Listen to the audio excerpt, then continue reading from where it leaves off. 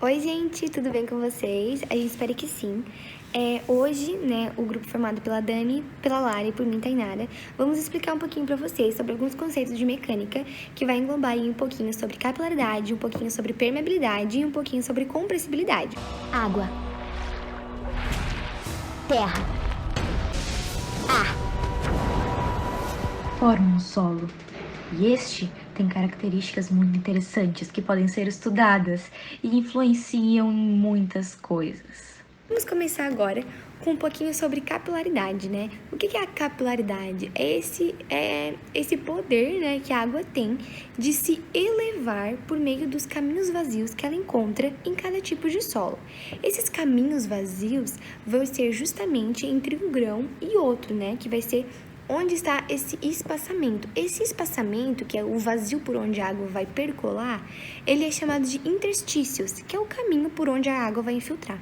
É de suma importância a gente analisar isso, né? Porque vai determinar, né, o tipo de fundação que a gente vai fazer, até onde a gente pode escavar, se é preciso fazer uma impermeabilização ou não, por conta dessa percolação da água, que em cada tipo de solo vai ser de um jeito, né? Então, aí, algumas coisas são determinantes para essa capilaridade ser maior e menor, né? Assim como a nossa tensão, né? Então, para alguns tipos de solo, a nossa tensão tem que se redobrar, que são aqueles solos com partículas, né, com uma granulometria menor, como o silt e a argila. Porque esses tipos de solo, eles demoram mais para ter essa ascensão capilar, mas eles têm uma maior infiltração. Então, assim, não é porque um solo que a gente viu lá, que ele é argiloso, que a gente não vai ter que prestar atenção. Pelo contrário, ele pode percolar até 23 metros, né? Então, essa água pode subir por capilaridade até 23 metros. É claro que é de uma forma bem mais lenta do que nos solos arenosos, mas a atenção também tem que se redobrar. Em contrapartida, né, a contrapartida, na verdade, também é verídica, né? Então, em solos aí com granulometrias maiores, a ascensão capilar é sim de uma forma mais rápida, só que também de uma forma menor, né? Não vai ter tanta ascensão capilar assim. Outra coisa que determina muito sobre a capilaridade é a pressão que o solo está recebendo, né? Então, a gente vai estudar aí um terreno para ser construído e a gente tem que analisar a pressão, as tensões que esse solo vai receber. Quanto maior for as tensões que esse solo receber, maior vai ser a ascensão capilar. Então, maiores cuidados, maiores atenção a gente vai ter que tomar. Nesse desenho que vocês estão vendo aqui, muito bem lindo, muito bem desenhado, a gente tem a representação dos meniscos, que essa capilaridade vai formar, os grãos do solo e os canículos da água. Esses canículos da água é basicamente por onde a água vai percolar, né? Por onde a água vai passar. E aí, essa questão da capilaridade, a gente pode ter alguns problemas. Por quê?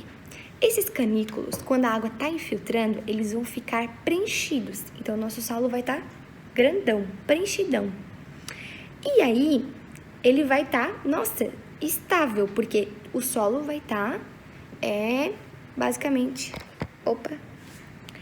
porque o nosso solo vai estar sem vazios, vai estar completamente preenchido, porque os vazios que o solo tinha, a água por capilaridade subiu e preencheu esse solo. Só que isso pode causar uma falsa estabilidade, porque a qualquer momento esse canalículo ele pode secar.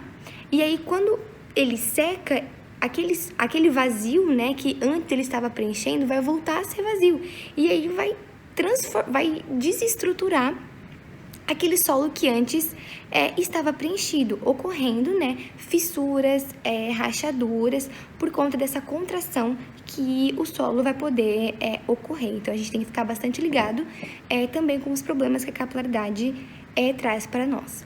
E aí, a gente vai mostrar um pouquinho para vocês sobre um experimento que a gente fez para tentar explicar um pouquinho melhor sobre a capilaridade. A gente vai fazer um experimento sobre capilaridade. E aí, a gente vai pegar 2 tijolos, podia ser um, mas eu resolvi pegar 2.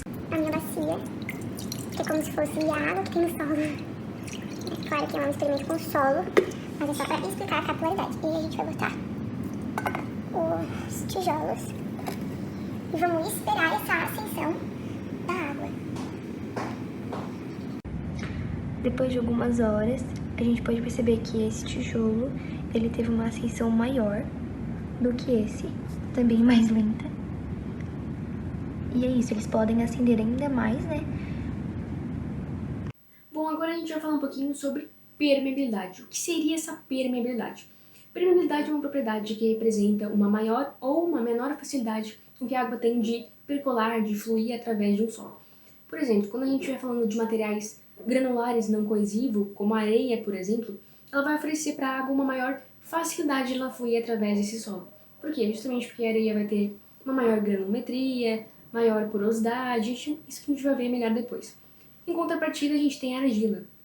A argila ela vai oferecer para a água uma maior dificuldade dela fluir através desse solo, justamente porque a argila vai ter menor granulometria, menor porosidade, menor índice de vazios, enfim. Até agora a gente falou da areia e da argila. Mas como que a gente sabe se o solo é mais ou menos permeável? Como determinar essa permeabilidade? Bom, primeiramente, que a permeabilidade ela é expressa por meio de um coeficiente, o coeficiente de permeabilidade, que é representado pela letra K. E como que a gente encontra esse coeficiente? Bom, tem duas formas. Primeira, com ensaios em laboratório, por meio de permeâmetros de carga variável e de carga permanente. E a segunda, ensaios in situ, que são aqueles realizados na própria obra por meio de bombeamento. Beleza, mas por que é importante a gente saber sobre a permeabilidade? Bom, a permeabilidade nos permite, por exemplo, fazer o cálculo de vazões, na estimativa da quantidade de água que se infiltra numa escavação. Isso é interessante, né? A gente vai aplicar isso quando a gente estiver fazendo o rebaixamento do lençol freático, por exemplo. Outro exemplo que está interligado, né, a importância da permeabilidade, é quando a gente estiver fazendo a drenagem do solo. E outro exemplo seria na análise de recalques. Por quê? Porque o recalque, na maioria das vezes, né, frequentemente, ele está associado ao quê? A diminuição do índice de vazios.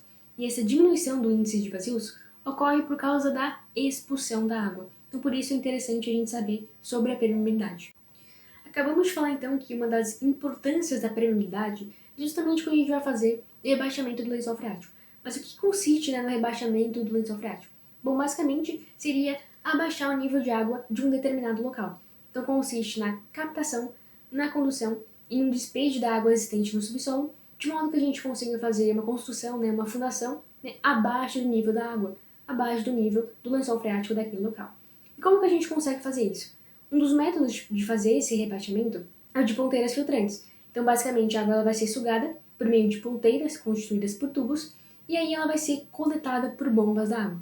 Mas é claro que a gente tem que ter cuidado na hora de fazer esse processo, cuidado onde a gente vai despejar essa água coletada, não despejar ali no próprio local, de modo a interferir no trânsito das pessoas que estão trabalhando ali. E segundo, a gente tem que ter cuidado com o recalque. Por quê? Na hora que a gente está fazendo essa captação da água, pode ser que eventualmente venham as partículas mais finas desse solo. Aí o que está acontecendo? A gente está tirando o solo de onde não deveríamos tirar. Então pode ocorrer algum recalque posteriormente nas fundações vizinhas.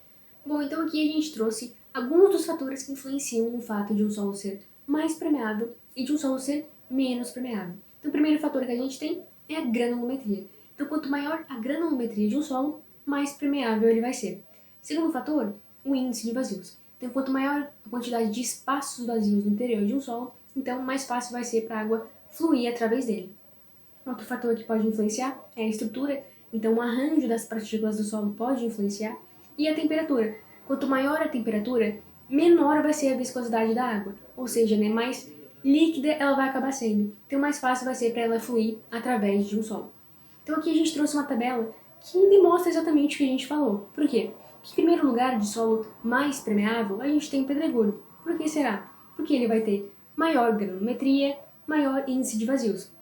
E por último, a gente tem a argila, justamente pelo fato de a argila ter, na verdade, menor granulometria e menor índice de vazios. Então, para estudar melhor essa questão sobre a permeabilidade, sobre os fatores que influenciam, a gente vai fazer uma prática para demonstrar melhor essa situação.